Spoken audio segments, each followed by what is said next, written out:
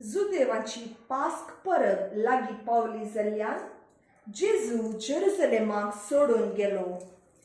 देवळांत गोरवां, बोकरे आनी पारवे विकतले आनी जुडू वाटयतले व्यापार करून आपापल्या मांडार बसोवन आसले.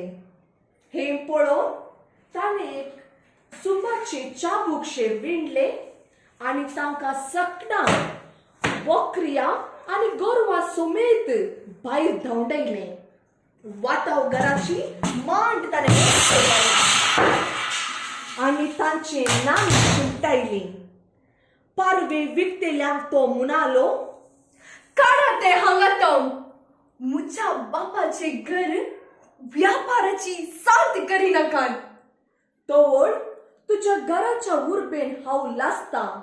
ह्या पवित्र पुस्तकाच्या उतरांचो ताच्या शिसांक उगडास आयलो. जुदेव तोवळ ताका जाप दिवन म्हणाले, अशें करूंक तुका अधिकार आसा म्हूण कितें आसर्य तुज्यान आमकां दाखोवंक जाता. जेजून तांकां जाप दिली, हे देवाळ तुम्ही मोन घाला आनी परत्यान 3 दिसांनी हांव ते उबारतलो. जुदेवानी म्हळें, कितें? हे देवळ बांदून 46 वर्सां लागली आनी तूं ते 3 दिसांनी उबारतलोय? पूण जेजू उलयलो आपल्या कुडीच्या देवाळा विशांत.